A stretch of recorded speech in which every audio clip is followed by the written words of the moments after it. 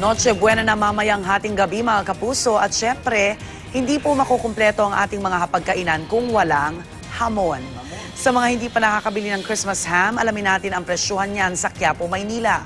May live report si Haji Rieta. Haji, pwede ka bang mag-abono?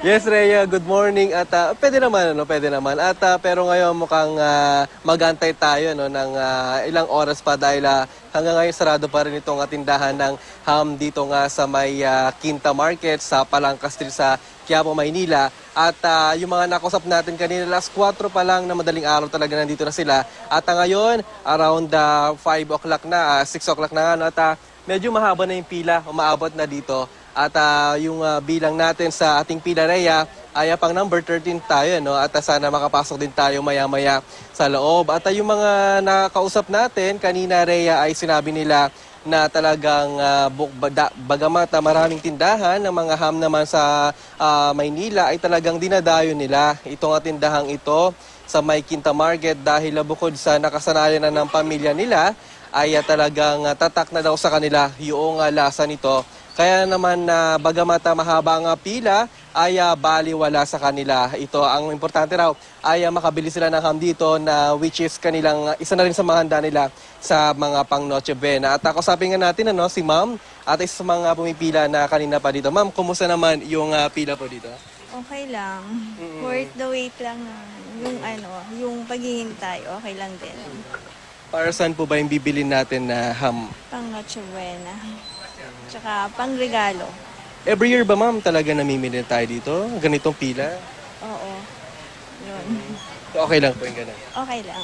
Alright, maraming salamat, Ma'am. At Rhea, bukod sa ham ay may mga tinda rin dito na kastanyas, at iba't ibang mga prutas. Talagang one-stop shop ika nga ang lugar nito. Kaya lang talaga dapat agahan ng mga kapuso natin na pumunta rito para hindi mabusan ng mga paninda rito. Rhea?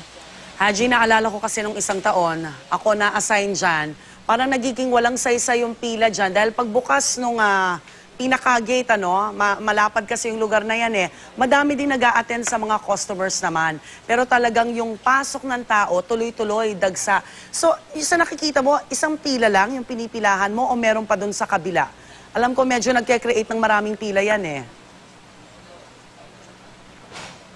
Sa ngayon, Rhea, isa pa lang yung pila at yung lalaki doon sa unahan, siya yung pinakaunang dumating dito at siya yung sinusundan right now na pila at sana nga ito na yung maging pila mamaya at hindi magkagulo kapag nagbukas na itong pinaka-gate nitong tindahan nito ng ham dito, Rhea. Alright, Haji, bukod sa kastanyas, may mabibili ka rin bang mga keso de bola dyan sa harap? Kumpletos recados na ba kung dyan ka pa pwesto? Yes, Rhea, meron pakita natin.